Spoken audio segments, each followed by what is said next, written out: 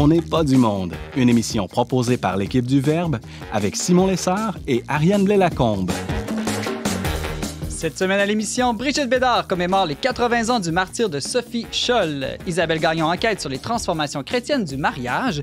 Et Sébastien Gendron se demande pourquoi on ne mange pas de chocolat durant le carême. Bref, on n'est pas du monde.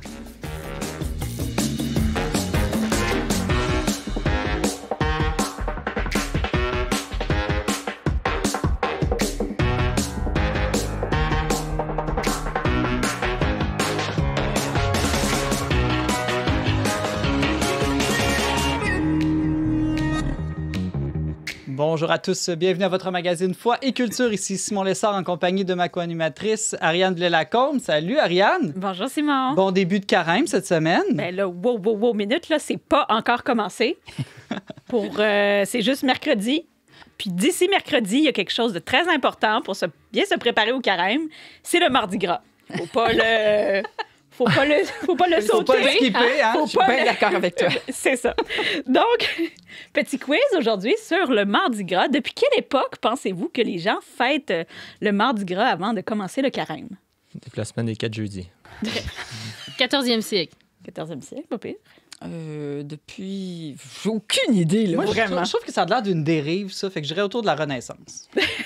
T'as raison que c'est une dérive. En fait, ça part d'une dérive. C'est bien connu que toutes les dérives viennent de la Renaissance. Non, c'est ça, mais t'as pas raison pour la Renaissance. Oh. En fait, ça fait depuis beaucoup plus longtemps que ça.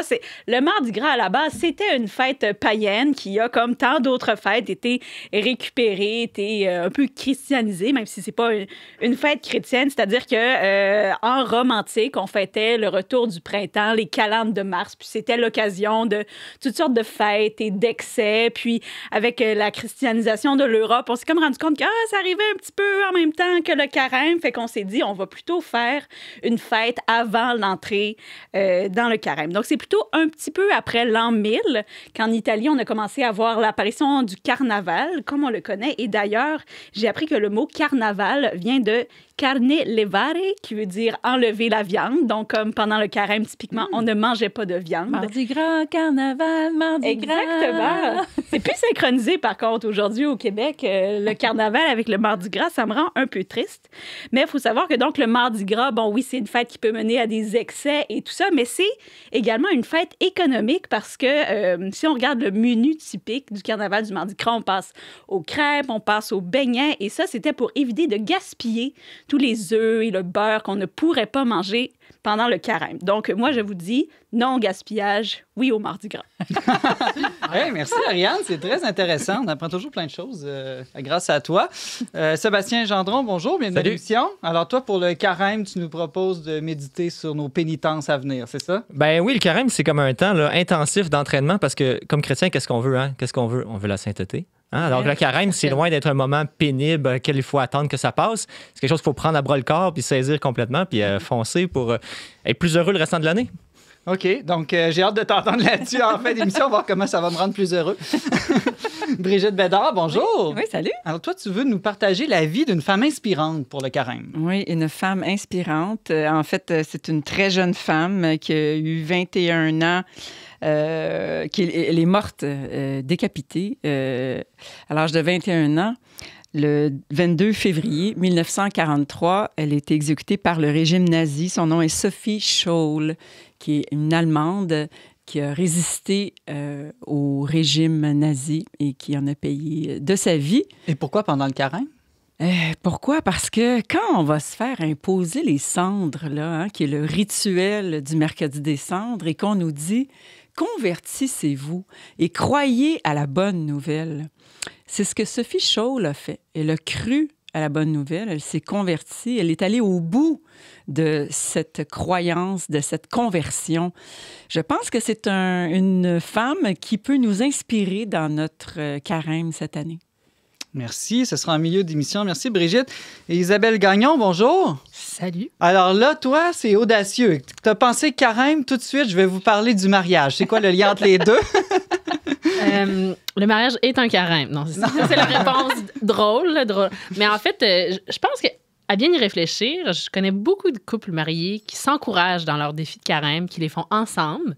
Puis je pense que c'est une des preuves, disons, une des incarnations du mariage qui peut nous aider à avancer dans la vie spirituelle puis à se tourner vers Dieu plus ardemment. Puis c'est ce que les anciens pensaient, comme Tertullien, entre autres, s'il y en a qui connaissent le nom, plein de penseurs. Ils pensaient ça, que le mariage, là, ça pouvait avoir une fortification spirituelle dans le mariage. Fait que je vais essayer de vous parler de ça un peu. Ah, très intéressant en milieu d'émission. En tout cas, peu importe. À un moment donné dans l'émission. Voilà, on y va pour cette émission semi-spéciale, disons, pour le début du carême. Vous aimeriez réécouter ou partager une chronique dont n'est pas du monde? Abonnez-vous dès maintenant aux pages YouTube et Facebook du Verbe Média pour retrouver toutes nos émissions et ne pas manquer celle à venir.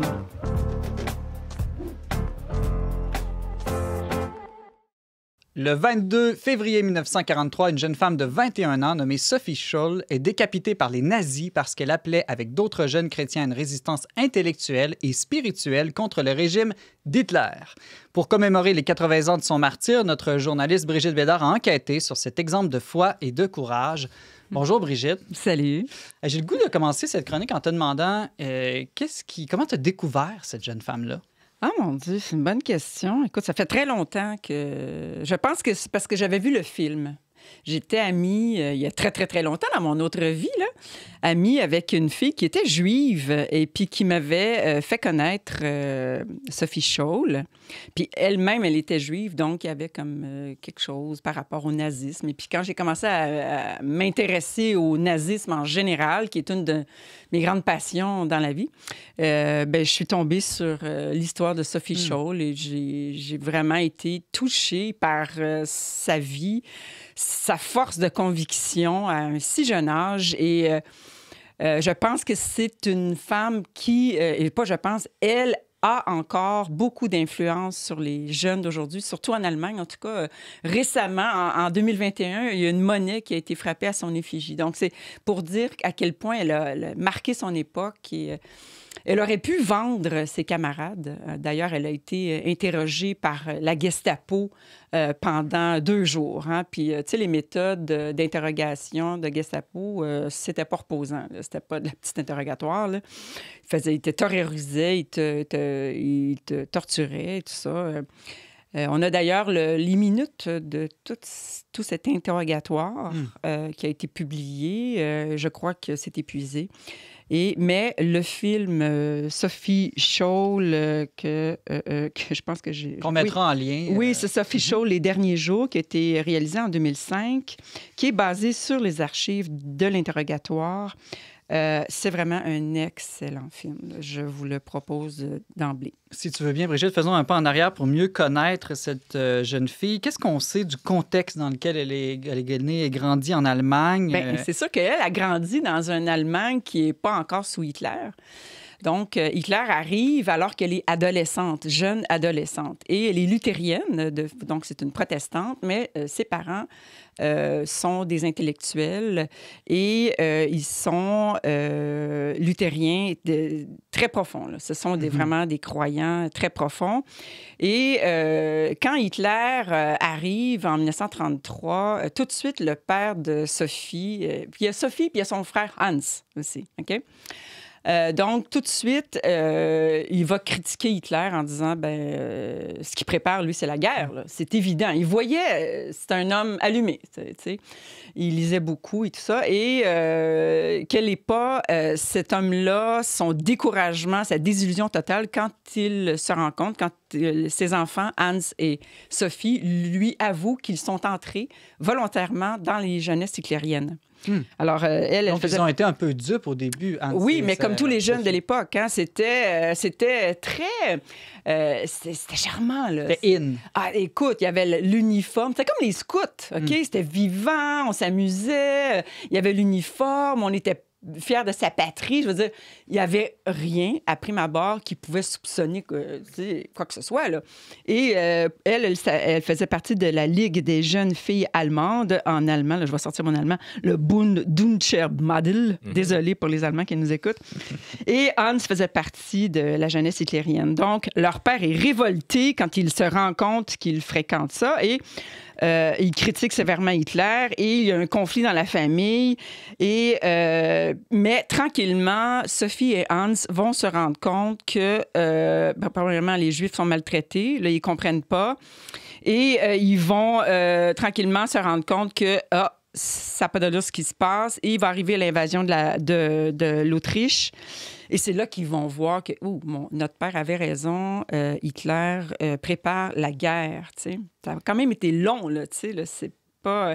Il faut se remettre à l'époque. On se dit, moi, dans ce temps-là, j'aurais vu. Non, t'aurais rien vu, comme tout le monde. T'sais. Mais il reste qu'eux ont fini par voir quand même. Oui. Et c'est pas sans lien avec le fait peut-être qu'ils avaient une vie spirituelle dans leur famille, un certain bagage culturel aussi qui leur permettait de penser en dehors, disons, de l'idéologie du moment. Exactement. Puis il y a vraiment un ancrage culturel et spirituel chez les Scholl que tu vois que c'est grâce à cet ancrage-là du réel qu'ils ont pu voir le subterfuge du nazisme. Et c'était des esprits exigeants qui lisaient énormément et qui lisaient de la littérature proscrite à l'époque. Et d'ailleurs, ils vont ils font la fête un peu. Ils vont à gauche, à droite faire des fêtes comme ça avec des jeunes. Ils boivent, ils fument la cigarette. Sophie, elle est peignée comme un gars. Là. C'est vraiment... il y a des photos d'elle qu'on peut voir sur le nouveau compte Instagram qui vient de sortir. Je pense que ça fait quand même 3-4 ans, où on peut suivre la vie de Sophie Scholl, mais faite par des acteurs qui incarnent Hans et Sophie Scholl. C'est vraiment super intéressant comme compte Instagram. L'avantage aussi des saints, disons, plus contemporains. On a des photos d'eux, on peut les... Oui, c'est ça. Donc, ils ont multiplié des lectures, ils plongent dans des œuvres intellectuelles comme Stefan Zweig ou, en tout cas, tous les Juifs de l'époque qui étaient proscrits par le régime. Et ils démontrent ainsi l'importance de s'ancrer dans la culture et d'avoir un esprit critique par rapport à ce qui se passe. Et ce qui se passe aussi, c'est que... à 16 ans, Sophie va être arrêtée avec son frère Hans et plein d'autres jeunes parce qu'ils fréquentent justement des cercles de jeunes les vendredis soirs. Ils n'ont pas le droit, il y a des couvre-feux. Et ils sont fouillés et on découvre des livres de, entre autres, Stefan Zweig dans leurs affaires. Et ils vont être arrêtés par la Gestapo le matin, à 7 heures du matin. Ils rentrent dans la maison, puis les enfants sont amenés et les parents sont complètement abasourdis de ce qui se passe. Et c'est là que Sophie va comprendre que le nazisme représente le mal absolu et qu'il faut absolument qu'elle le combatte. Alors, avec son frère Hans et 4 autres personnes, dont un professeur de son université, ils sont à l'université, ce sont des jeunes universitaires, ils vont fonder un mouvement, c'est un cercle, en fait, intellectuel qui s'appelle La Rose Blanche. À ne pas confondre avec la Rose Croix. C'est complètement autre chose. Non, ne confondons pas. Alors, ils vont fonder ça et il y a des écrits vraiment spéciaux qu'on peut retrouver dans les carnets, mais ça a l'air que c'est épuisé, ça aussi. On ne comprend pas pourquoi. C'est pas réédité, là. Sophie va dire à un moment donné, les gens, en général, ils ne savent rien d'un monde de l'esprit dans lequel la loi du péché et de la mort a été vaincue. Donc, pour elle, c'est clair qu'elle se bat contre Satan en personne. Pour elle, le mal absolu, c'est ça. Et elle est prête à livrer sa vie. Mais c'est comme si elle ne le sait pas encore. Mais ses écrits, quand on lit ça, c'est clair qu'elle est prête à aller jusqu'au martyr. Donc, est-ce que ce groupe-là, c'était comme connu à l'époque? Est-ce que ça avait un rayonnement ou c'était plus comme une société secrète? C'était secret. Okay. Il fallait qu'ils se cachent parce qu'ils n'avaient pas le droit de se réunir, premièrement. Et ce qui se passe, c'est que le groupe en question est fondé au début de l'année 1943. Ils ont le temps seulement d'écrire 6 tracts. Et ça, les tracts, là... On les a encore aujourd'hui? On les a sur Google. Là. Allez voir, allez lire les tracts de La Rose Blanche. Là. Vous allez voir la teneur spirituelle et intellectuelle, la conscience, la lucidité de ces jeunes qui n'ont que 20 et 21 ans. J'ai jamais rien lu de tel, franchement. Et Donc, c'est pas connu parce qu'au début, ils le font, ils sont en cachette. Ils distribuent les tracts et c'est le 6e tract qu'ils vont publier qui décide, Sophie et Hans, de le distribuer à leur université. Ils vont monter à la balustrade. Ça, c'est une scène qu'on voit dans le film qui est très bien rendue. Et Sophie est là avec tous ses tracts et elle les laisse tomber là, dans la grande place pour que le plus d'étudiants possible puissent en trouver un. Et ça dénonce vraiment le régime. Ça demande la fin de la guerre. Et c'est très sévère comme critique là, envers Hitler. Et est-ce qu'ils ont été pris? Exactement. Ils ont été stoulés. Tu sais, des dénonciateurs, il y en a partout, dans toutes les époques. On en a même connu ici l'année passée. Alors, on n'entrera pas là-dedans. Des gens prêts à sauter sur la délation. Il y en a toujours eu, que ce soit important ou non. Et puis, oui, elle va se faire vendre par quelqu'un, un employé de l'université. Et elle va se faire prendre avec Hans et un autre, un troisième qui était là aussi. Donc, ils se font arrêter, ils se font juger. En fait, ils se font interroger pendant 2 jours. Et elle le dit, elle ne lâche pas prise. Mm-hmm. Ils essaient. La Gestapo lui dit, si tu nous vends tes camarades, eh bien, tu vas avoir la vie sauve. Et elle refuse. Là, après ça, ils lui disent, si tu dis que tu as fait tout ça parce que tu as été séduite par l'influence de ton frère, mais que ce n'était pas par tes convictions politiques, alors on va te laisser la vie sauve. Et elle refuse ça aussi. Elle aurait pu dire, oui, c'est vrai, mais son frère aurait été exécuté. Comment elle aurait vécu avec ça après, tu sais? Alors, tu dis, c'est un peu comme le film Le choix de Sophie's Choice. C'est comment tu survis au fait de laisser quelqu'un de ta famille mourir. Donc... avec la perspective de la foi, quand même, il y a la vie éternelle. Oui, c'est ça. Donc, ça peut valoir la peine d'aller jusqu'au bout de ses convictions. Oui, son dernier mot, alors qu'elle sait qu'elle n'a plus que quelques heures à vivre, elle a écrit « Quel beau jour! Quel soleil magnifique! Et moi, je dois mourir. Mais combien de jeunes gens de garçons pleins d'espoir sont tués sur les champs de bataille. Qu'importe ma mort si, grâce à nous, des milliers d'hommes ont les yeux ouverts. » La fille, elle a 21 ans, là. C'est magnifique. C'est vraiment émouvant. Oui, c'est vraiment émouvant. Puis j'ai la chair de poule en le lisant. Puis quand elle se fait juger, les 3 se font juger. Il y a Christophe Probst aussi qui est là. Ils se font juger sur... un faux procès, on s'entend, là. Ils se font engueuler, puis donc ils sont condamnés à la peine de mort. 4 jours plus tard, là, ils se font arrêter le 18 février et le 22 février, ils sont décapités au matin. Et voilà, c'est la vie de Sophie. Tu voulais dire quelque chose? Bien, je trouve ça... C'est effectivement très émouvant comme histoire, mais tu disais au début que c'était une femme, une martyre qui t'inspire, mais nous qui ne vivons pas sous un régime totalitaire, je trouve ça toujours épatant, les grandes histoires de saints comme ça, mais toi, Brigitte, comment est-ce que ça vient te nourrir, t'inspirer ou te guider là, dans ta vie? Bien, c'est de vivre selon ses convictions, d'être cohérent avec ce qu'on dit. Alors, je crois que quand on est chrétien, on doit l'être encore plus. Tu sais, quand on est parent, on dit toujours aux enfants quoi faire. On les conseille. Mais est-ce que nous, on le fait? Donc, c'est pas juste faites ce que je dis, faites pas ce que je fais, tu sais. Mais c'est de vraiment aller au bout. Et ça me fait penser l'autre martyr du nazisme, Jägerstätter. Frank Jägerstätter. Oui, merci. Il y a eu un film il y a 2 ans, Une vie cachée. Une vie cachée, qui est un peu le même principe. C'est d'aller au bout de sa conviction. C'est pas donné à tout le monde. C'est pas exigé de tout le monde. Mais c'est selon sa conscience. Elle est là, la liberté. Ma conscience me dicte que je dois aller jusqu'au bout. Mais il y a d'autres gens que leur conscience, ça ira pas jusque-là. Puis c'est correct aussi, tu sais. On n'a pas à juger de quelqu'un qui va ou qui ne va pas jusqu'au bout. Mais cette femme-là, cette jeune fille-là, a été vraiment au bout de ses convictions. Et c'était pas juste des convictions politiques, c'était des convictions aussi religieuses. Il y a quelque chose pour nous dans ce carême qui commence est-ce que je crois vraiment à la bonne nouvelle? Est-ce que je crois vraiment à ce salut qui m'a été donné gratuitement? Jésus a payé le prix, lui aussi. Il est allé jusqu'au bout. Alors, Jésus, c'est le modèle, mais il nous lègue, je trouve que la foi nous lègue des milliers de modèles. Pourquoi pas, pendant ce carême, nous encourager les uns les autres à approfondir la vie des saints, des martyrs en particulier, des martyrs des temps modernes. Là.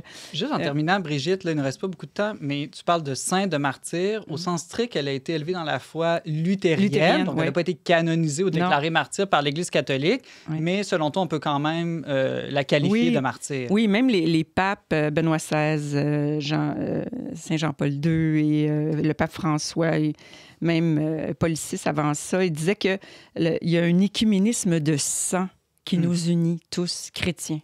Dans le sang, on est tous chrétiens. Tous égaux. Oui. Et Benoît XVI avait dit « La force de l'amour, et donc la force qui défie et vainc la mort, se révèle victorieuse même dans la défaite apparente. » Donc, que tu sois luthérien ou que tu sois catholique ou orthodoxe, peu importe, tu es mort pour le Christ et puis pour la justice. Est-ce que c'est pas ce que la voie que Jésus nous montre aussi? Oui, même pour un non-croyant, je pense que ça peut être une femme très inspirante. Oui, François dit que pour les persécuteurs, nous ne sommes pas divisés, nous ne sommes pas luthériens, orthodoxes, évangéliques, catholiques. Non, nous sommes un. Pour les persécuteurs, nous sommes chrétiens. C'est tout ce qui les intéresse. Voilà l'écuménisme du sang que l'on vit aujourd'hui. Brigitte Bédard, merci de nous faire découvrir cette figure de Sophie Scholl pour bien commencer le carême. Tu es journaliste pour le magazine Le Verbe. Merci et bon carême avec Sophie. Bon carême à tous. Restez avec nous dans un instant. On continue l'émission avec Isabelle Gagnon.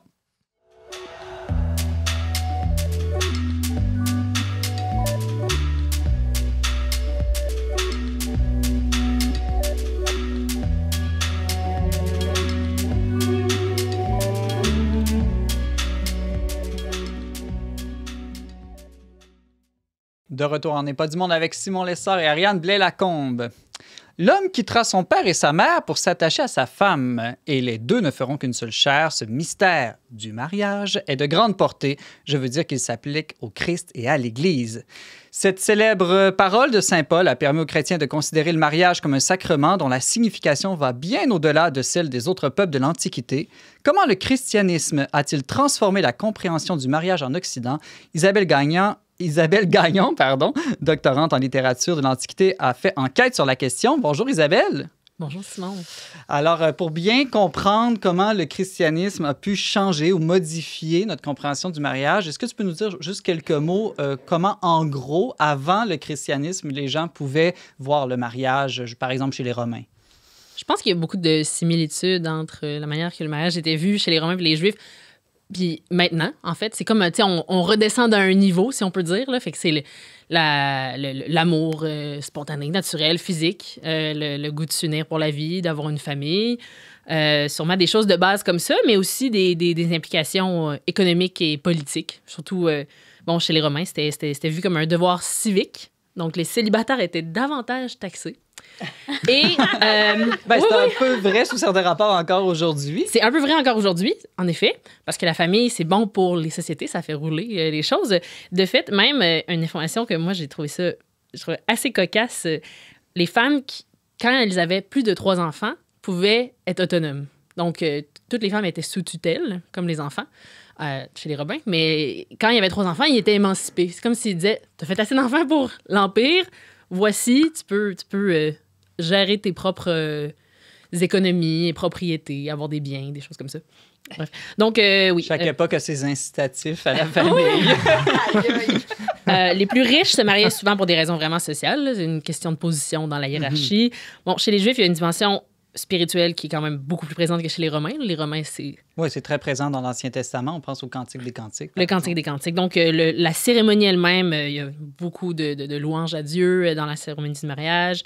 Il y a une idée d'amour et de respect mutuel et surtout de transmission des valeurs traditionnelles juives. Ça, c'est super important, la transmission des textes et de la culture juive. Une question que je me suis souvent posée, est-ce que le divorce, c'est récent, comme depuis 100 ou 200 ans dans la société, ou ça a existé dans le passé? Le divorce existe depuis que le mariage existe. Genre, je pense que je pourrais m'avancer à dire ça, là, même dans le Code d'Hammurabi, là, qui est genre le plus ancien texte de loi qu'on a. Il y a un homme, c'est toujours un homme qui pouvait répudier sa femme. Chez les Romains, éventuellement, les femmes pouvaient aussi divorcer et le divorce était très courant. Chez les Juifs, c'était possible aussi. Il y avait des raisons comme l'adultère, je pense, hein, qui permettaient le divorce. Puis, à certaines époques, c'était plus fréquent. De fait, à l'époque du Christ, je pense que c'était une période où c'était plus fréquent. À l'époque des auteurs dont je vais vous parler aujourd'hui, c'était moins fréquent. Il y avait même un resserrement des mœurs à cette époque-là, qui concorde bien, en fait, avec la pensée chrétienne. Mais...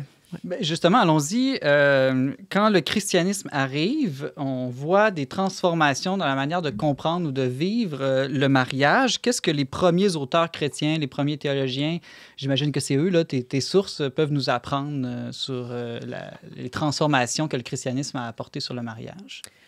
Je dirais que déjà, Saint Paul dit quelque chose quand même de fort. Là. L'idée de une seule chair, c'est très... ça traverse beaucoup de la littérature chrétienne sur le mariage. Mais il y a aussi pas beaucoup de textes qui sont écrits explicitement sur le mariage et sur la notion d'affection amoureuse ou d'affection spirituelle, parce que c'est un sujet peut-être qui intéresse un peu moins les théologiens que d'autres sujets comme la double nature du Christ ou des choses comme ça. Mais quand même, il y a un texte de Tertullien qui est lui, un auteur du 2e siècle, un des premiers... grand penseur là, du christianisme, qui a écrit un texte qui s'appelle Ad Uxorem, donc une lettre ouverte à sa femme. Ça veut dire à la femme, à ma femme, épouse. Hein. OK, c'est intéressant. Tertullien était marié. Tertullien était marié. Je savais pas. J'aurais pensé que c'était peut-être un prêtre, par exemple, dans ma grande ignorance. C'est vrai qu'on aurait pu penser ça. Peut-être que c'était un prêtre on connaît marié, pas grand-chose. à l'époque, d'ailleurs. C'est tout ce qu'on connaît. C'est tout ce qu'on connaît sur sa femme puis sa vie conjugale. Mais il fait une belle éloge du mariage. Il dit, bon, quel couple que celui de deux chrétiens, unis par une seule espérance, un seul désir, une seule discipline, le même service, là où la chair est une, hein, on s'en réfère à Saint Paul, un aussi est l'esprit. Ensemble, ils prient, ensemble, ils se prosternent, ensemble, ils observent les jeûnes. Ils s'instruisent mutuellement, s'exhortent mutuellement, s'encouragent mutuellement. Bon, tout ensemble, hein, c'est ça l'idée. Mais aussi, ils sont l'un et l'autre à égalité dans l'Église de Dieu, à égalité au banquet de Dieu, à égalité dans les épreuves, les persécutions, les consolations. Ce qu'on perçoit peut-être plus en tant que moderne, c'est le fait que c'est donc bien beau puis ils sont donc bien ensemble. Mais ce que Tertullien essayait de dire, c'est « mariez pas des païens ».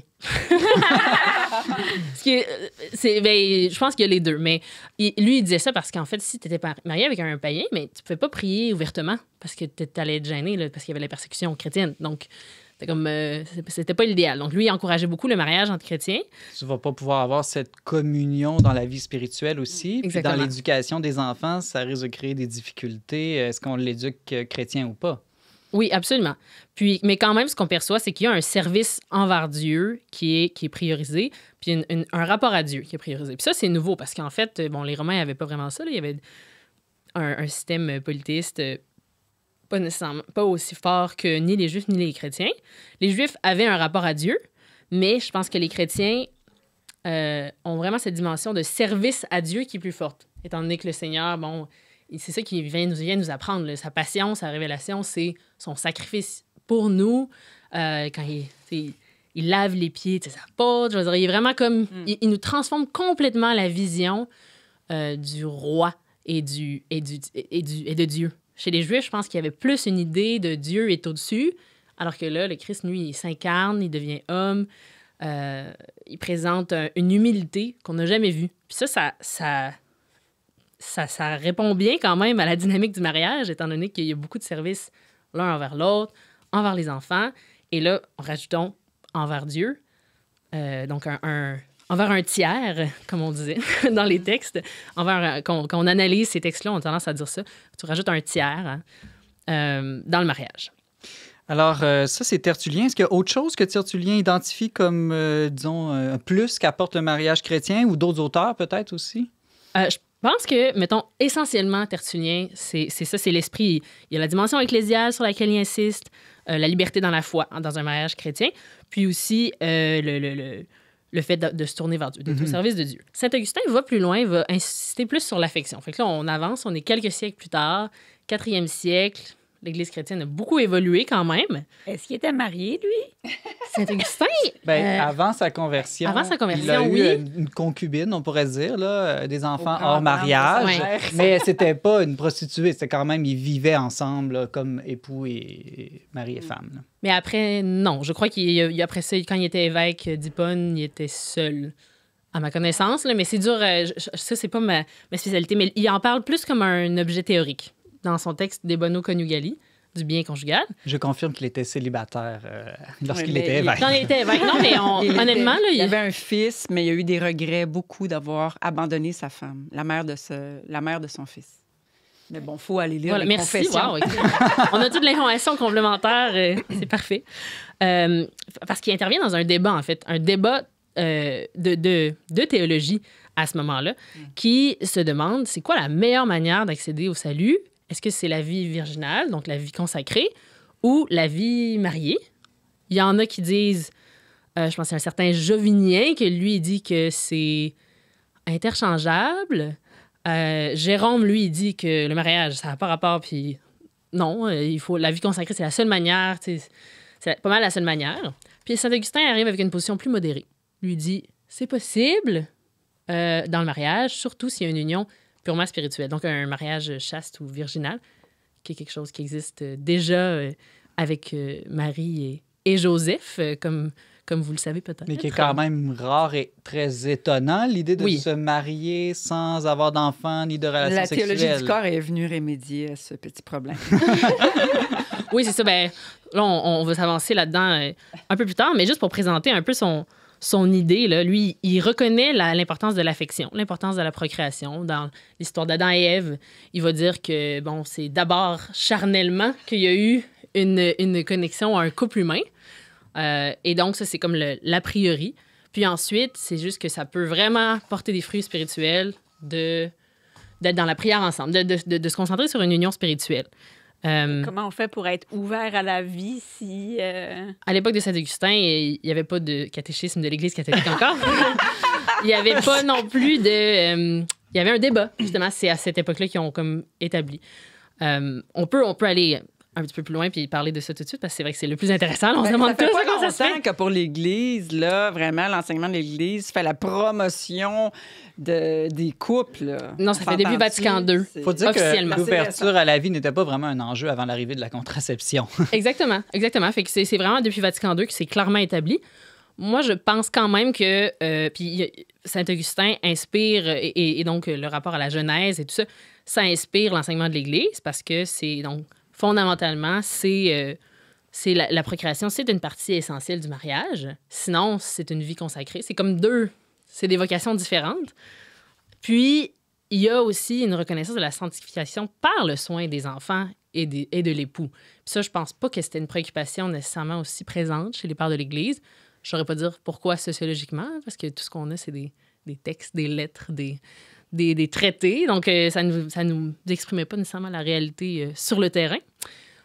Mais mon impression, c'est que c'était moins une préoccupation importante et que culturellement, c'était pas à l'avant de leur pensée, la sanctification dans le mariage, étant donné qu'on n'a pas nécessairement d'exemple dans la Bible on a les apôtres qui vivent une vie d'évangélisation en solo, mais on n'a pas nécessairement de couple chrétien qui évangélise activement dans les évangiles. Bien, à moins que quelqu'un ait un... Priscille et Aquila.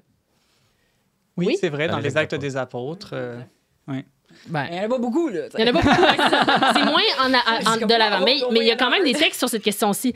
C'est juste qu'il se disait, procréation par rapport à prière constante. Si tu peux prier constamment, c'est probablement ça le mieux. Et s'occuper des enfants, c'est pas de la prière constante. Mais maintenant, on peut prier en faisant la vaisselle, on peut prier dans le sens que la prière, la grâce de Dieu nous amène à être en relation avec lui dans des situations vraiment surprenantes. Puis, tu peux même prier en faisant l'amour, tu sais. Absolument.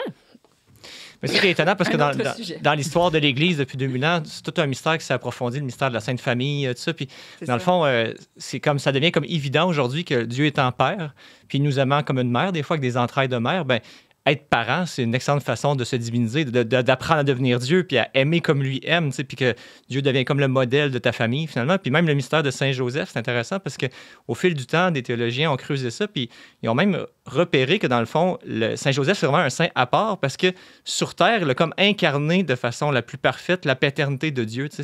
Il a vraiment été l'image visible du Père pour la Sainte Famille et ce modèle d'homme pour le Fils dans lequel il s'est retrouvé vraiment comme un père là, au sens plein. Donc, en tout cas, ça pour dire qu'à la famille, on n'a pas fini de creuser ce mystère-là puis de s'en émerveiller, en fait. Là. Oui. Oui.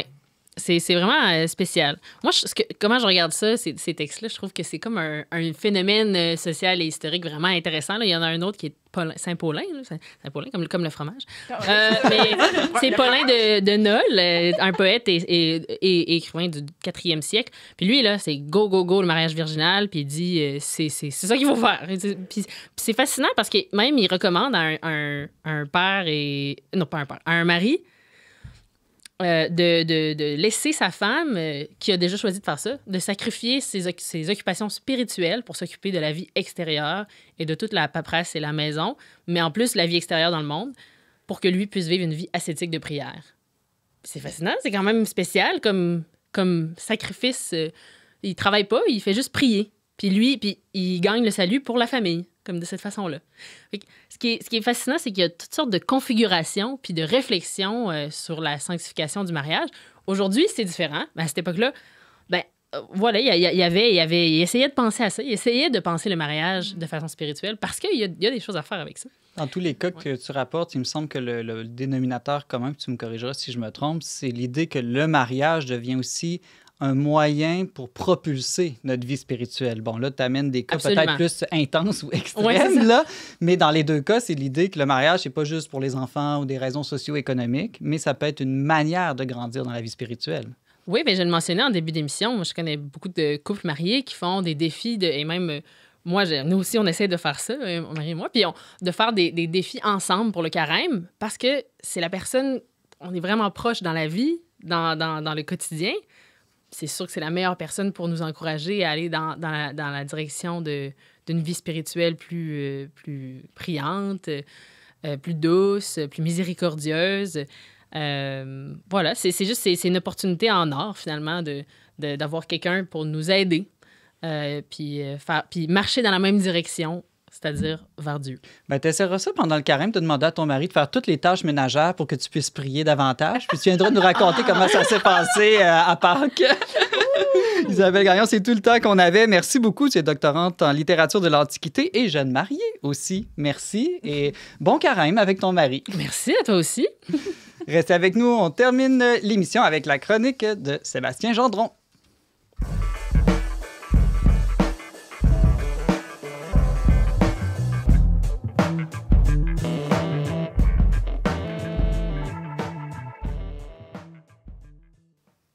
Vous êtes toujours avec Simon Lessard et Ariane Blais-Lacombe à On n'est pas du monde. Qui dit carême dit pas de chocolat. Mais que se cache-t-il derrière cette pratique culturelle qui semble plutôt anodine? Le chocolat serait-il notre pire ennemi pour avancer dans la vie spirituelle et redeviendrait soudainement à Pâques notre meilleur ami? Pour mieux comprendre le sens profond de la pratique des pénitences de carême, Sébastien Gendron nous invite à relire le récit des 3 tentations de Jésus au désert. Bonjour, Sébastien. Salut. Alors, pourquoi est-ce qu'on se prive de chocolat durant le carême? Ben écoute, moi, je me penche sur ce texte-là parce que je trouve qu'on le lit jamais en église, puis j'ai jamais entendu de commentaires comme riche puis intéressant là-dessus. J'ai pas fait de grandes recherches aussi parce qu'il y en a, texte des tentations de Jésus au désert. C'est ça qu'on lit le mercredi des cendres. C'est le texte qui nous lance pour le carême. Puis c'est que ça tient sur 12 versets à peu près dans Saint-Matthieu puis Saint-Luc. Là. Fait que c'est presque rien. Fait qu'on passe souvent bien vite là-dessus. Puis dans le fond, il y a une richesse extraordinaire là-dedans. Il y a comme un condensé de la vie chrétienne et du combat spirituel. Hein. Je fais du rebond sur la chronique de Brigitte, mais la vie chrétienne, c'est un combat pour se dépêtrer de tout ce qui nous empêche d'avancer, qui nous empêche d'être libres. Et donc, le carême, c'est comme un temps intensif, c'est comme un entraînement pour gagner en liberté. Donc, le carême, il ne faudrait surtout pas que ça soit comme un temps un peu plate où on met sur pause 2-3 affaires en attendant que ça reprenne, comme tu dis, là, à Pâques, puis qu'à Pâques, on retombe dans la grosse bouffe, puis tout ça. Puis, tu sais, fait que ça serait comme un peu un non-sens parce que le but, c'est de sortir différent qu'on est rentré dans le carême, là, dans le fond. Là. C'est de se convertir. Oui, bien, exactement. Un peu plus. Un peu plus à chaque fois. Plus à chaque année. Alors, ce texte des 3 tentations au désert, ben, ça le dit, il y en a 3 tentations dedans. Est-ce que tu veux qu'on les passe les unes après les autres? Ben écoute, moi, ce que je trouve intéressant, c'est que Saint Luc finit en disant, quand Jésus là, a vaincu les 3 tentations, il eut achevé toutes les tentations. Il eut épuisé les tentations. C'est comme si dans ces 3 tentations-là, il y a le condensé de tout le genre de tentations qu'on peut rencontrer dans la vie. Fait que je trouve ça fascinant. Fait que je me dis, si on les creuse puis on essaie de les comprendre, on va voir sont où les enjeux de notre vie spirituelle, puis on va être mieux équipé pour faire face à l'ennemi, parce que c'est d'un ennemi dont il est question là, dans ce texte-là. Alors peut-être que je peux faire un petit survol rapide. Ben oui, allons-y en tout de général. suite avec la première tentation, où, si je me souviens bien, le diable propose à Jésus de changer des pierres en pain. Je sais pas, moi, en lisant ça, je me dis, moi, j'avais le pouvoir de changer les pierres, je ne changerais peut-être pas en pain. Mais là, il faut mettre en contexte. Jésus vient d'être baptisé au Jourdain, puis là, il est envoyé par l'Esprit au désert. Ah, je pensais qu'il avait fêté le mardi gras avant. Non. Il y avait peut-être un petit peu de bouffe au départ, mais ça n'a pas duré longtemps. Puis, mais ce qui est intéressant, c'est qu'on dit qu'après 40 jours de jeûne, où dans le fond, il se replonge dans les 40 ans là, du peuple hébreu au désert, il se replonge dans ses mémoires, dans le peuple, dans la vie du peuple hébreu, qui est lui-même un juif et même l'élu de ce peuple-là. Et puis, on dit, à la fin, il eut faim. Ça, c'est vraiment intéressant. C'est comme si la grâce l'avait tellement porté pendant tous ces jours-là que oui, il a vécu un temps de solitude, de prière, tout ça, mais ça n'a pas nécessairement été là, un martyr extraordinaire. Mais là, par contre, au moment où le tentateur va se pointer, là, il a faim. Puis il a dû avoir vraiment faim parce que là, il a le ventre bien sec. Puis c'est là que juste la tentation de faire changer des pierres en pain, c'est comme une méchante tentation. Là, parce que, je veux dire, il a faim. Puis le pain, c'est l'aliment principal d'un juif là, à l'époque. Là, fait que c'est un bon pain chaud, c'est excellent. Là. Encore aujourd'hui. Encore aujourd'hui. Fait que dans le fond, c'est la première tentation. Puis là, la réponse est vraiment intéressante parce que il va répondre. Parce que là, c'est toujours le tentateur qui se présente à lui puis qui essaie d'y mettre des embûches. Puis là, il répond. Hein, c'est comme un combat rhétorique un peu. Puis il répond toujours par la parole de Dieu. Fait que c'est intéressant. Il montre par là que lui a été pétri par la parole de Dieu tout au long de son enfance. Marie l'a instruit, tout ça. Puis dans le fond, il est équipé, dans le fond. Là. Il comprend qui est Dieu, c'est quoi l'alliance que Dieu fait faire avec son peuple, puis il cherche à être fidèle à ça. Donc, dans le fond, il répond, l'homme ne vivra pas seulement de pain seul, mais de toute parole qui sort de la bouche de Dieu. Donc là, c'est vraiment intéressant. On peut tout de suite en parler parce que dans le fond, lui, il jeûne. Donc, le jeûne, c'est clair que c'est un outil pour venir lutter contre toutes nos appétences. Hein, tout ce qui est, dans le fond, en nous tient un peu esclaves de nous-mêmes parce que c'est correct d'avoir faim, d'avoir besoin de manger. Tu sais, Jésus ne dit pas ne mange pas de pain, il ne dit pas de pain seul. Fait qu'il reconnaît la légitimité de prendre soin de soi, tu sais. Mais par contre, ça contre quoi il se bat, c'est cette espèce de propension à combler une espèce de vide dans nous par la nourriture ou par les boissons ou par toutes sortes de biens de consommation. On le sait, là, des fois, juste quand on se met à gosser sur Amazon ou quand on ouvre le garde-manger, oui, des fois, on a un besoin légitime, mais des fois aussi, il y a juste une espèce de petit vide angoissant qu'on veut patcher là, le temps d'une consommation. Puis c'est ça que Jésus dénonce ici. Ben, il suffit de faire un 24 heures de jeûne puis se rendre compte qu'à chaque fois qu'on ne sait pas trop quoi faire dans une journée, on a tendance à ouvrir le frigo. Ou à zapper, ou à faire des trucs, dans le fond, qui ne sont pas utiles puis qui nous élèvent pas. Mais là, la solution qui apporte à ça, c'est la parole de Dieu. C'est vraiment spécial. Ça montre que, dans le fond, on est des êtres corporels, mais aussi des êtres spirituels. Puis quand les difficultés que notre corps rencontre, c'est par l'esprit qu'on peut lutter aussi contre ça. Donc, il dit, c'est comme s'il dit, instruis-toi de qui est Dieu, de ce qu'il veut pour toi, de construire ta relation avec lui, ton intelligence de ta foi. C'est comme si là, ça va recalibrer ton échelle de valeur, ça va relativiser peut-être ce à quoi tu attaches beaucoup d'importance, soit une cigarette ou que ce soit quoi que ce soit. C'est que dans le fond, mon salut n'est pas dans les choses matérielles, les choses extérieures. Mon salut est en Dieu seul. Puis le carême, c'est ça qui est excellent, c'est que c'est un moment privilégié pour conscientiser ça, puis peut-être choisir là, parmi les choses, les compensations qu'on a, de peut-être en mettre une en sourdine, puis de dire quand j'ai envie de compenser là-dedans, ben, je vais me tourner vers Dieu dans la prière, puis je vais essayer en lisant la parole de Dieu, par exemple, puis essayer de recalibrer, dans le fond, ce pain spirituel qu'est la parole de Dieu. Puis là, je fais juste une petite parenthèse avec la messe qui est intéressante, c'est qu'à la messe, on a toute la liturgie de la parole, qui est comme un pain, en fait, un pain de la parole. On a la célébration eucharistique, puis dans l'Eucharistie, c'est comme si on a enfin le pain qui nourrit le corps, mais qui nourrit aussi l'esprit. Il rassasie tout. Qui rassasie tout. Puis la première partie de la messe, c'est fondamental parce que toute la liturgie de la parole est tout un travail sur soi de repentir, de relecture, de compréhension qui me prépare à accueillir ce pain-là. Parce que si ce pain-là, je le mets par-dessus le top puis il n'y a rien que bouger, ben, il ne se passera pas grand-chose. Mais si j'ai creusé quelque chose en dedans de moi, j'ai touché à mes insuffisances, à mes manquements, à mes limites, ben c'est là que ce pain-là peut venir consolider une compréhension nouvelle que j'ai de mon existence ou de la vie en général. Oui, Isabelle? C'est quoi la parole? Je pense que, juste pour clarifier, c'est quoi qui répond, Jésus? Il dit, l'homme ne vivra pas de pain seul, mais là, Matthieu ajoute de toute parole qui sort de la bouche de Dieu. Magnifique. Ouais. Je voulais juste qu'on le redise. Je trouvais ça comme... Sébastien Gendron, quelle serait comme la vertu qui serait opposée, je dirais, à cette tentation ou vice, là, si on s'y abandonne? Moi, cette tentation-là, je la sépare en deux parce que la première partie qui est le rapport à la nourriture, aux Donc, aliments. la gourmandise. La gourmandise, c'est ça. Donc, on pourrait parler de modération, mais moi, je parlerais vraiment de continence, de capacité à se contenir, à s'abstenir, être capable de faire des choix, là, de dire, avoir le courage de faire des choix, de pas juste être à la remorque de nos tendances naturelles puis de tout l'univers de consommation dans lequel on est, mais d'être capable de dire, ça, là, il y a un enjeu ici, là, je fais ce qu'il faut pour ça, donc je me prends en main. Ça, c'est pour les aliments, mais par rapport à la parole de Dieu, je dirais c'est une qualité d'écoute, d'attention, puis même être enseignable, en fait. Être capable, quand j'écoute la parole, de me laisser rejoindre par elle, parce que c'est facile de l'écouter superficiellement, me dire, ouais, ça, je connais ça, je l'ai entendu 10 fois, puis, tu sais, mais de vraiment l'entendre avec un regard nouveau à chaque fois, ça, c'est, je pense, c'est deux éléments là, qui sont importants pour cette partie-là, parce qu'il en reste deux autres. Là. C'est pas fini. Ça, allons-y pour c'est comme un renoncement à l'avoir, une possession. Ben, là, un assouvissement. Dans le don. Là, on touche à l'autre tentation par la possession. Moi, je dirais plus les appétences, c'est plus comme accaparer, assouvir, être avide de quelque chose. Ouais. Là, tu touches peut-être plus à la cupidité, dans le fond. Là. Allons-y avec la deuxième tentation. Si je m'en souviens bien, le diable propose à Jésus de se jeter en haut du temple, comme si moi, aujourd'hui, j'étais tenté de me jeter en haut du clocher de l'Église. Ouais. Est-ce que ça a un lien avec le suicide ou pas? Là? Ben, c'est ça qui est intéressant. En fait, dans Saint-Luc et Saint-Matthieu, l'ordre n'est pas la même. Hein. La deuxième et la troisième sont inversées. Puis ça, je trouve ça vraiment intéressant. Okay, parce que là, je ne sais pas laquelle j'ai mis en deuxième. Ben là, la deuxième dans... je ne sais plus dans quelle... Dans Matthieu, je pense. Dans Saint-Matthieu, c'est la deuxième, oui, effectivement, je pense. Mais dans le fond, ce qui est intéressant, c'est que dans cette tentation-là, que Jésus est au-dessus... Le diable amène Jésus au-dessus du temple, puis il dit « Pitche-toi en bas, parce que la parole de Dieu dit que ses anges vont te rattraper, puis qu'il va prendre soin de toi, puis blablabla. » Le malin, il fait tout le temps ça, il prend une vérité, puis il essaie d'induire ça autrement. Fait que dans le fond... Il utilise la parole de Dieu aussi pour essayer de convaincre. C'est un bon exégète. Exactement. Ça, c'est un mauvais exégète, en fait. Une des deux. Puis l'autre, il se fait emmener encore en haut d'une montagne. Il a encore l'idée de la hauteur, de l'élévation. Puis là, il voit tous les royaumes de la terre, là, un peu pour rejoindre ce que tu disais, puis toute la gloire terrestre. Puis il dit, si tu te jettes à genoux devant moi, je te donne tout ça parce que ça m'appartient, ça m'a été donné. Okay? Ça, c'est le péché originel là, qui a légué la création qui était à l'homme. Il a dit, on a fait ça de même, on a dit, gère-la parce que c'est toi... On a choisi le malin d'une certaine façon plutôt que le père.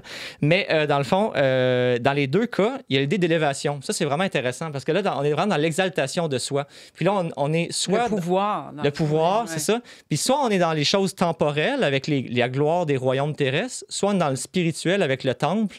Puis là, on est plus dans le domaine du religieux. Tu sais, c'est les deux glaives dont on parlait au Moyen-Âge, justement, le temporel et le spirituel, qui sont comme deux pouvoirs, justement, comme tu dis. Là. Alors, soit on se prend pour Dieu, puis on se pense au-dessus de tout, puis on est au-dessus de la loi, puis le temple, on met nos pieds dessus, dans le fond, puis on fait ce qu'on veut, puis go le power trip, je vais me pitcher en bas, puis il va se passer de quoi. Ou je suis au-dessus de tout, je suis au-dessus des royaumes, au-dessus de la gloire du monde, puis moi, je suis même prête à me détourner de Dieu pour goûter à ça, parce que je suis tellement... Tu sais, dans l'Évangile, quand Jésus dit « Vous ne pouvez servir Dieu ou l'argent », c'est vraiment intéressant parce qu'en grec, il dit « mammon ». Il dit « Vous ne pouvez servir Dieu et mammon ». Puis mammon, c'est vraiment l'ange de la cupidité. Là. C'est l'ange qui mène le monde, là, actuellement, de façon très importante, là, par cette espèce d'avidité des richesses, de la possession, du marketing. Bon, fait que dans le fond, dans les deux cas, il y a l'idée de c'est un orgueil dans les deux cas, en fait. C'est une façon de se penser au-dessus des autres. Puis pour revenir à ce que tu disais, ben dans le fond, c'est comme si, tu sais, Jésus... En fait, il devient un tentateur pour Dieu s'il se pitche en bas. Parce que c'est le Fils de Dieu. Je veux dire, il peut pas mourir. Il y a le salut à accomplir. Fait que, tu sais, là, Dieu fait quoi, là? Jésus se pitche en bas. Là, je le sauve-tu? Ben, j'ai pas le choix. Mais si je le sauve, je sauve un adolescent immature qui pense qu'il peut faire ce qu'il veut puis qui fait son gros party sur Terre puis qui m'écoute plus. Ou je la laisse crever puis là, il n'y a plus de salut, tu sais. Fait que, dans le fond, c'est tordre un bras à Dieu, dans le fond. Puis ça, c'est comme quand Jésus dit à Saint-Pierre... Quand Jésus dit à Saint-Pierre, arrière Satan, c'est qu'on peut être des Satans pour Dieu aussi. Puis ça, Saint-Jean, là, il est radical là-dessus. Dans sa première lettre, puis dans son évangile, il en parle de ça. C'est que quand on n'est pas en Dieu, puis on n'est pas ancré en lui, puis on n'est pas en cohésion avec son amour et sa vérité, on peut facilement être des obstacles sur son chemin, puis être des gens qui contredisent son esprit. Puis ça, l'Évangile, il crue souvent. Hein. Puis ça, c'est ce côté crunchy, des fois, qu'on parle pas souvent, là, mais moi, je trouve que c'est important qu'on regarde ça de temps en temps, là, ce côté-là un peu plus... Il me croustillant. semble que le carême, c'est fait pour ça. Ben, c'est le moment que j'aimais, justement. Puis, dans le fond, dans la tentation où on est élevé au-dessus des royaumes terrestres, ben, on peut vraiment avoir là-dedans toute la dynamique de cette insécurité-là dont je parlais tantôt, qui fait qu'on n'est pas conscient de notre valeur comme enfant de Dieu. Hein, on n'a pas été affermi dans notre identité. Puis là, ben, tu sais, juste la médisance, le regard hautain, les jugements, toutes ces choses-là dans lesquelles on est un peu empêtré par moment quand on se regarde aller et on se dit, ouais, c'est vrai que des fois, j'ai tendance à juger les gens, quoi que ce soit. Ouais, mais pourquoi, tu sais? Parce qu'on a comme tout le temps le besoin de se mettre au-dessus des autres. C'est comme pour se rassurer. C'est comme s'il fallait constamment s'abaisser les uns les autres pour être capable de se donner une consistance. Puis ça, c'est pathétique. C'est triste quand on y pense, on tombe tous là-dedans à un moment donné ou à un autre. Là. Fait que dans le fond, je dirais que la vertu par rapport à ça, c'est l'abaissement, c'est l'humilité, c'est ce qu'on appelle la kénose. C'est vraiment de réduire, d'arrêter de se gonfler. Puis juste se dégonfler. Puis se dégonfler pour que ce soit Dieu qui gonfle la ballonne, que ce soit son Esprit Saint qui soit le souffle de... Ouais. Pas nos idées sur nous-mêmes ou nos suppositions. Non, pas se gonfler soi-même, mais laisser l'esprit nous remplir. Exactement, c'est ça. Là, Sébastien, tu nous as parlé des 3 tentations rapidement, là, j'en conviens, mais il y a quand même une question qui me vient. Il n'est pas question de sexe. Ouais. Puis là, aujourd'hui, on utilise le mot tentation, beaucoup de gens associent ce mot-là aux tentations sexuelles. Comment ça se fait que dans la Bible, une des 3 grandes tentations, la sexualité n'est pas mentionnée? C'est ça, Satan ne fait pas apparaître une femme devant Jésus en disant par exemple, si tu es le Fils de Dieu, tout est permis. Tu sais. Mais non, mais effectivement, je me suis posé la question, puis en réfléchissant, je me suis dit, ben, dans le fond, c'est simple, c'est que la sexualité, c'est quelque chose de tellement fondamental dans l'homme, c'est quelque chose, ça fait partie de notre identité, de notre génitalité, que dans le fond, les 3 tentations peuvent être des chemins détournés de vivre notre sexualité. Tu sais. Dans le fond, par rapport aux pierres changées en pain, ben, dès que tu considères l'autre comme un objet de consommation, que tu le réduis à tes appétences, puis que tu t'en sers pour combler un vide, ben, tu tombes dans la première tentation. Dès que tu te mets au-dessus de l'autre pour le séduire ou le dominer, ben là, tu es en train d'y piler sa tête, puis là, tu vas chercher une espèce d'exaltation de ton ego en écrasant l'autre, même si ça passe bien puis que l'autre est consentant, on s'entend, parce qu'on peut avoir des consentements réciproques dans ces dynamiques-là. Puis sinon, l'élévation au-dessus du temple, ben, c'est un peu, dans le fond, penser que ma sexualité, ça ne regarde que moi, puis je peux l'amener comme je veux, puis qu'il n'y a pas de loi. Il n'y a pas d'enseignement qui peuvent me faire grandir dans ma compréhension. Donc, je traficote.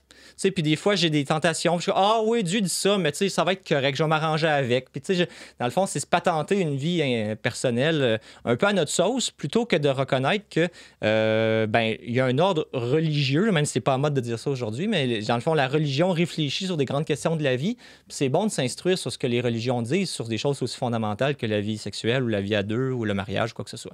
En terminant, il nous reste 30 secondes. Est-ce qu'à la place de se priver de chocolat, tu aurais d'autres suggestions de pénitence de carême à nous suggérer? Donc, j'en ai 3. C'est un gros carême cette année. Non, mais vous n'êtes pas obligé de m'écouter.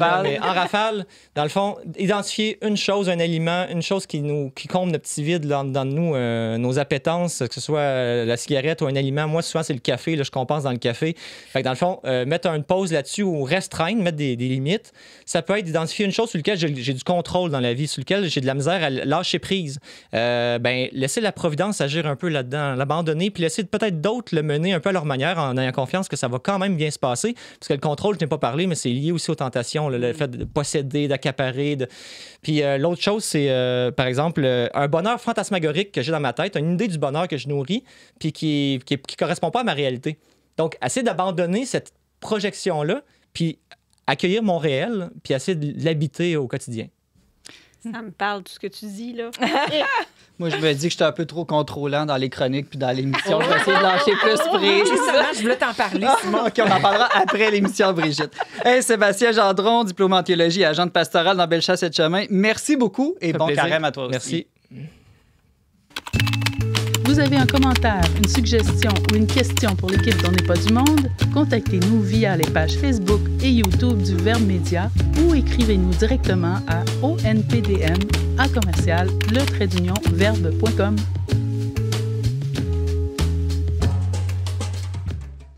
On termine l'émission avec quelques suggestions culturelles de nos chroniqueurs. Brigitte Bédard.